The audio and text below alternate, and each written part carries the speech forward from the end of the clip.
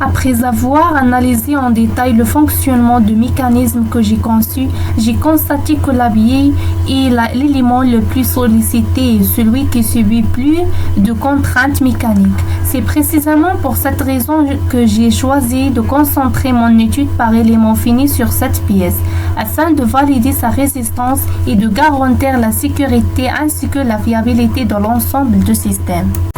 Alors, pour réaliser l'analyse par élément fini de cette billette dans SolidWorks, vous devez d'abord activer le complément SolidWorks Simulation et créer une nouvelle étude statique. La première étape consiste à attribuer un matériau adapté à la pièce, comme un alliage d'acier ou d'aluminium, afin de définir ses propriétés mécaniques, module de Young, limite d'élasticité. Ensuite, vous devez appliquer des déplacements imposés, fixation, immobiliser la surface cylindrique intérieure de grands trous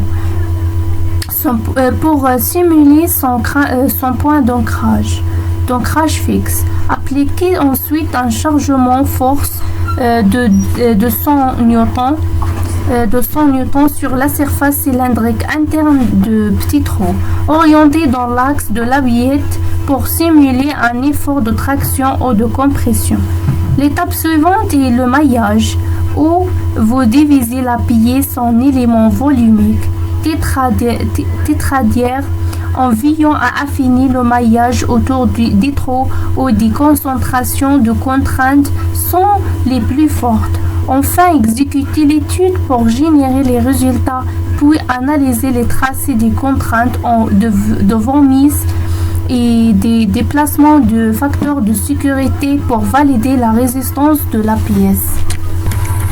Voici l'animation des résultats de notre analyse de résistance. Ce que vous observez à l'écran est une simulation dynamique de la déformation de la billette sur une charge de 100 newtons. Les couleurs représentent le niveau de contrainte selon le critère de von Mises. Les ondes bleues indiquent les ondes de faible contrainte, tandis que les ondes tendent vers le rouge montrent les points de concentration d'effort maximum, situés principalement au niveau des congés et de raccordement et près des alliages. L'échelle des déformations a été accentuée ici pour rendre le mouvement visible à l'œil nu. On constate que la pièce s'allonge de manière élastique dans son axe sans dépasser la limite d'élasticité du matériau, ce qui confirme que notre pièce ne subira aucune déformation permanente en conditions réelles de fonctionnement. Et pour générer un rapport sur notre étude, on clique sur rapport, il est dans l'onglet en haut de SolidWorks. Et après, on attend quelques minutes pour préparer notre rapport. Et voilà notre rapport sur Word. Et il contient toutes les différentes informations dans notre pièce à étudier de début à la fin, et aussi les caractéristiques, les résultats obtenus dans notre étude.